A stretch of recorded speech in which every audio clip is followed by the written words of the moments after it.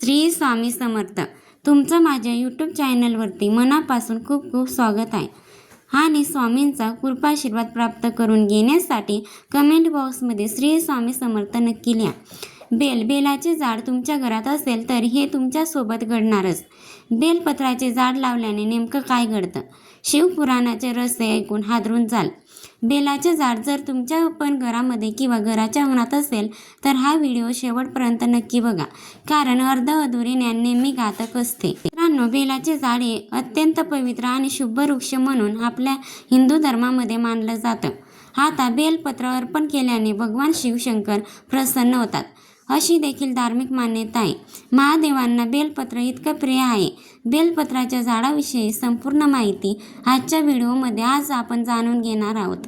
मित्रांनो, आपल्या महाराष्ट्रातील अनेक जुन्या घराच्या अंगणात तुम्ही बेलाचे झाड पाहिलं असेल, पण तुम्ही कधी विचार केला आहे का? आपल्या पूर्वजांनी घरात आंबा, कडुलिंब इतर झाडांबरोबर बेलाचे झाड ही आवर्जून का लावलं असेल? यामागे कोणतं रहस्य दडलेलं आहे? असं म्हणतात की ज्या घरामध्ये बेलाचे झाड असतं त्या घरावर भगवान महादेवाची विशेष कृपा राहते. तुमची श्रद्धा आहे. पुराणामध्ये काही सांगितलं आहे. अनेक लोकांमध्ये नकळत बेलाच्या झाडाशी संबंधित अशा काही चुका घडतात ज्यामुळे पुण्याऐवजी त्याचं फळ मिळत नाही, अशी ही धार्मिक मान्यता आहे. म्हणूनच आजच्या या व्हिडिओमध्ये आपण बेलाच्या झाडाविषयी अशा काही महत्त्वाच्या गोष्टी जाणून घेणार आहोत. घरात बेलाचे झाड असेल तर धार्मिक मान्यतेनुसार कोणते शुभ संकेत मानले जातात, ते कोणत्या ठिकाणी लावावे व त्याची पूजा कशी करावी, कोणत्या चुका टाळाव्या, आणि शेवटी मी तुम्हाला एकच गोष्ट सांगणार आहे, जी प्रत्येक शिवभक्ताने आपल्या आयुष्यात एकदा तरी नक्कीच जाणून घ्यायला हवी. त्यामुळे व्हिडिओ शेवटपर्यंत नक्की पहा. आणि चला तर मग सुरुवात करूया. बेलाच्या झाडाची उत्पत्ती आणि महत्त्व. मित्रांनो, कोणताही झाड विनाकारण पवित्र मानलं जात नाही.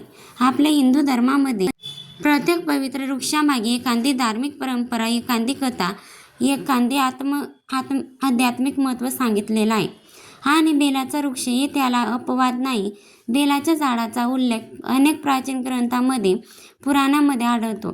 भगवान शिवांना अर्पण केल्या जाणाऱ्या सर्व वस्तूंमध्ये बेलपत्राला अत्यंत महत्त्वाचं स्थान दिलं गेलं आहे. म्हणूनच हजारो वर्षापासून शिवभक्त श्रद्धेने शिवलिंगावर बेलपत्र अर्पण करत आले आहे. महादेवांना बेलपत्र इतकंच प्रिय आहे, दुसरं कोणतं पान का नाही? यामागे एक सुंदर धार्मिक मान्यता सांगितली आहे. असं मानलं जातं की बेलपत्राच्या 3 पानामध्ये भगवान शिवाचे 3 नेत्र, तसेच निर्माणकर्ता ब्रह्मा, पालनकर्ता विष्णू, साराकर्ता महेश यांचं प्रतिकारात्मक स्वरूप पाहिलं जातं. काही ठिकाणी 3 पान सत्व, रज आणि तम ह्या 3 गुणाचे प्रतीक मानले जातात. शिवलिंगावर अर्पण करतो तेव्हा तो केवळ एक पान अर्पण करत नसतो, तर तो आपल्या भक्तीचा, नम्रतेचा, समर्पणाचा भाव भगवान शंकराच्या चरणी अर्पण करत असतो. मित्रांनो, आणखीन एक गोष्ट लक्षात घ्या.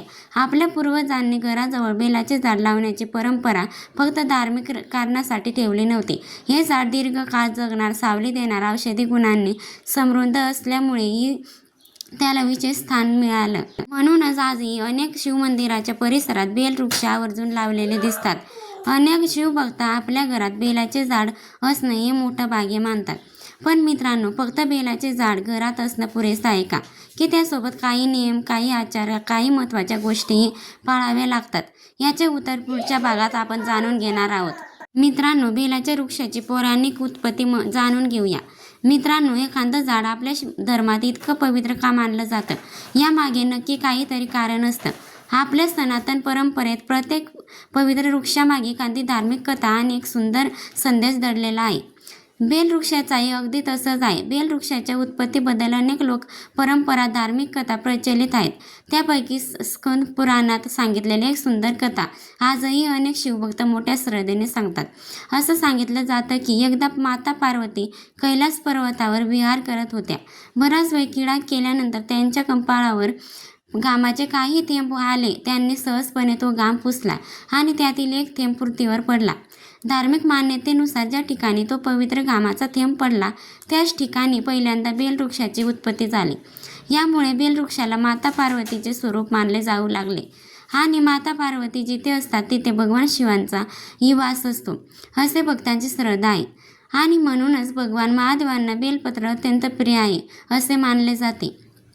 आता तुम्ही कधी विचार केला आहे का, शिवलिंगावर नेहमी 3 पानांचं बेलपत्र अर्पण का केलं जातं? यामागे एक सुंदर धार्मिक अर्थ सांगितला जातो. त्या 3 पानांमध्ये भगवान शिवाचे 3 नेत्र, ब्रह्मा, विष्णू, महेश या 3 देवांचे प्रतिकात्मक स्वरूप पाहिले जाते. काही विद्वान या 3 पानांना सत्वर 3 गुणाचेही प्रतीक मानतात. आणि म्हणून जेव्हा भक्त श्रद्धेने बेलपत्र भगवान शिवांना अर्पण करतात, तेव्हा ते फक्त एक पान अर्पण करत नाही, तर आपल्या मनातील भक्ती, नम्रता, समर्पणाचा भाव महादेवाच्या चरणी अर्पण करत असतात. मित्रांनो, म्हणूनच आपल्या पूर्वजांनी बेल वृक्षाला केवळ एक झाड म्हणून पाहिलं नाही, त्यांनी त्याला श्रद्धा असलेल्या आपल्या नात्याचे पवित्र प्रतीक मानलं. म्हणून आजही अनेक शिवमंदिराच्या परिसरात बेलाचे वृक्ष आवर्जून लावलेले दिसतात. अनेक कुटुंब आपल्या घरात बेलाचे झाड असणे हे खूप मोठे सौभाग्य मानतात. पण मित्रांनो, घरात बेलाचे झाड असणं म्हणजे नेमकं काय? शुभ मानलं जातं. धार्मिक परंपरेनुसार अशा घरात कोणते शुभ संकेत मानले जातात? घरात बेलाचे झाड असेल तर पहिला शुभ संकेत काय मिळतो? मित्रांनो, आता आपण त्या मुख्य प्रश्नाकडे येऊया. यासाठी तुम्ही हा व्हिडिओ पाहत आहात. घरात बेलाचे झाड असेल तर खरंच काय घडतं? यामागे धर्मशास्त्र आणि आपली परंपरा काय सांगतात? सर्वात पहिली आणि सर्वात महत्त्वाची गोष्ट म्हणजे ज्या घरात बेलाचे झाड असते ते घर भगवान शिवाच्या कृपेसाठी पात्र मानले जाते, असे धार्मिक श्रद्धा आहे. आता याचा अर्थ असा अजिबात नाही की त्या घरात कोणतेही दुःख येणार नाही किंवा कोणतीही मोठी अडचण येणार नाही. प्रत्येकाच्या जीवनात सुख दुःख येतच असतात, पण श्रद्धेने महादेवाची उपासना करणाऱ्या भक्ताला संकटांना सामोरे जाण्यासाठी शक्ती मिळते, अशी आपल्या धर्माची शिकवण आहे. आपल्या महाराष्ट्रातही तुम्ही पाहिलं असेल की अनेक जुन्या शिवमंदिराच्या परिसरात आवर्जून बेलाचे वृक्ष लावलेले असतात. हा केवळ योगायोग नाही, यामागे अनेक पिढ्यांची श्रद्धा आहे. कारण बेलपत्राशिवाय भगवान शिवाची पूजा अपूर्ण मानली जाते, अशी धार्मिक मान्यता आहे. म्हणूनच ज्या घराच्या अंगणात बेलाचे झाड असतं त्या घरातील लोकांना रोज ताजं बेलपत्र भगवान शंकरांना अर्पण करण्याचं भाग्य लागतं. बाजारातून बेलपत्र आणण्याची गरज पडत नाही. सकाळी स्नान करून श्रद्धेने काही बेलपत्र तोडायचे, महादेवांना अर्पण करायचे, ओम नमः शिवाय हा जप करायचा. अनेक शिवभक्त आजही ही परंपरा जपताना दिसतात. महादेवांना बेलपत्र प्रिय आहेत, पण त्याहून अधिक प्रिय आहे भक्ताचा निष्कपट भाव. जर मनात अहंकार, द्वेष, फसवणूक असेल तर केवळ हजारो बेलपत्र अर्पण करून काहीच उपयोग नाही. पण मनापासून केलेली एक छोटी पूजा देखील भगवान शंकर स्वीकारतात, अशी आपल्या धर्मात श्रद्धा आहे. म्हणून जर तुमच्या घरी बेलाचे झाड असेल तर त्याकडे फक्त एक झाड म्हणून पाहू नका, त्याची सेवा करा, त्याला पाणी घाला, त्याचा आदर करा, श्रद्धेने भगवान शिवाची उपासना करा. अनेक भक्तांचा अनुभव असा आहे की नियमित भक्तीमुळे घरात शांततेचे, समाधानाचं वातावरण निर्माण होतं. पण मित्रांनो, बेलाचे झाड घरात असण्याचा हा फक्त पहिला शुभ संकेत आहे. यानंतरचा दुसरा शुभ संकेत असा आहे ज्याबद्दल फार कमी लोकांना माहिती असते.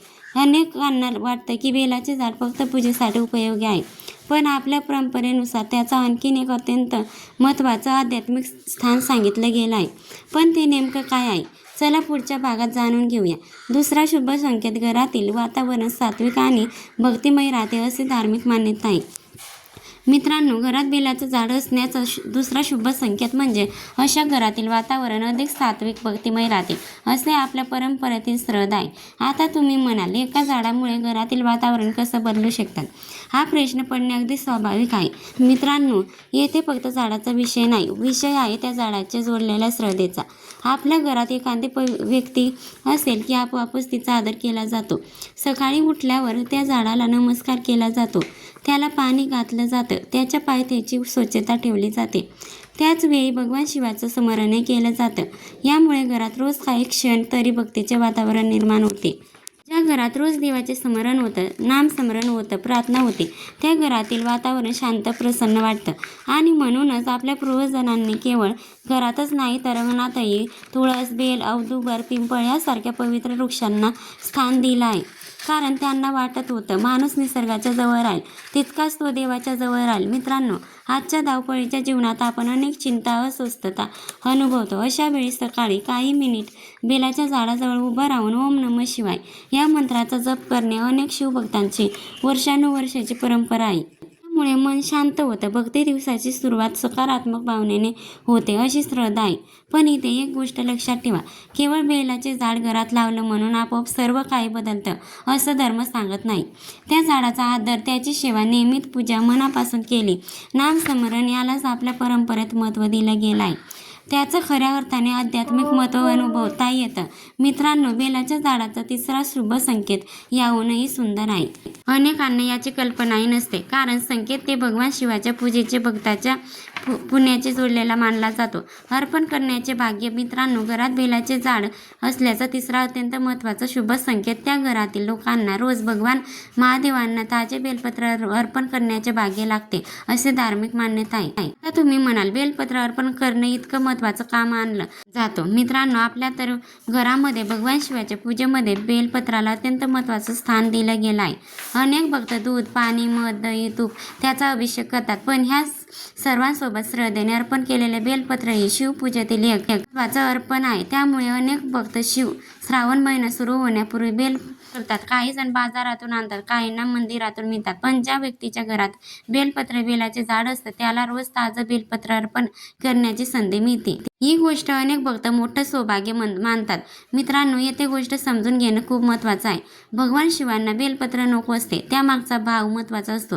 जर एखादे 1000 बेलपत्र अर्पण करत असेल, अहंकार असेल, तर पूजेचे फळ कमी होतं अशी आपल्या धर्मामध्ये शिकवण आहे. एखाद्या भक्ताने मनापासून एक बेलपत्र अर्पण केलं तरी महादेव त्याच्या भक्तीवर प्रसन्न होतात. महादेव आपला भोळा भाव पाहतात. म्हणूनच आपल्या आजी आजोबांनी नेहमी सांगायचे, वस्तूपेक्षा भक्तांचा भाव मोठा असतो. ही गोष्ट आपण कधीही विसरू नये. आणखीन एक महत्त्वाची गोष्ट, बेलपत्र तोडताना काही पारंपरिक नियम सांगितले गेले आहेत. झाडाला इजा होईल इतके पाने तोडू नये. पूजेसाठी जितकी गरज आहे तितकीच पाने तोडावी. कीड लागलेली, तुटलेली, पूर्ण वाळलेली पाने अर्पण करू नयेत अशी श्रद्धा आहे. जर तुमच्या घरी पण बेलाचे झाड असेल तर ते कधीही दुर्लक्षित करू नका. त्यांच्या भोवती कचरा टाकू नका, त्याला विनाकारण इजा करू नका आणि फक्त पूजेसाठीच नव्हे तर प्रेमाने त्याची काळजी घ्या. कारण श्रद्धा म्हणजे फक्त नमस्कार करणे नाही, तर ज्या गोष्टीला आपण पवित्र मानतो तिचं जतनही करणे तितकंच महत्त्वाचं आहे. आणि कदाचित म्हणूनच आपल्या पूर्वजांनी बेलवृक्षाला केवळ पूजेमर्यादेत ठेवलं नाही, तर तो प्रत्येक पिढीने जपावा, वाढवावा, पुढच्या पिढीपर्यंत पोचवावा असा संदेश दिला. जर तुमच्या घरी बेलाचे झाड असेल तर त्याची मनापासून सेवा करा, त्याला प्रेमाने जपा, स्वच्छ ठेवा आणि शक्य असेल तेव्हा भगवान महादेवांना श्रद्धेने बेलपत्र अर्पण करा. मित्रांनो, हा व्हिडिओ तुम्हाला आवडला असेल तर व्हिडिओला एक लाईक करा व कमेंटमध्ये हर हर महादेव नक्की लिहा. व्हिडिओ तुमच्या मित्रपरिवारासोबत नक्की शेअर करा. आपल्या चॅनलला सबस्क्राईब करा. हर हर महादेव. ओम नमः शिवाय. श्री स्वामी समर्थ. जय जय स्वामी समर्थ. धन्यवाद.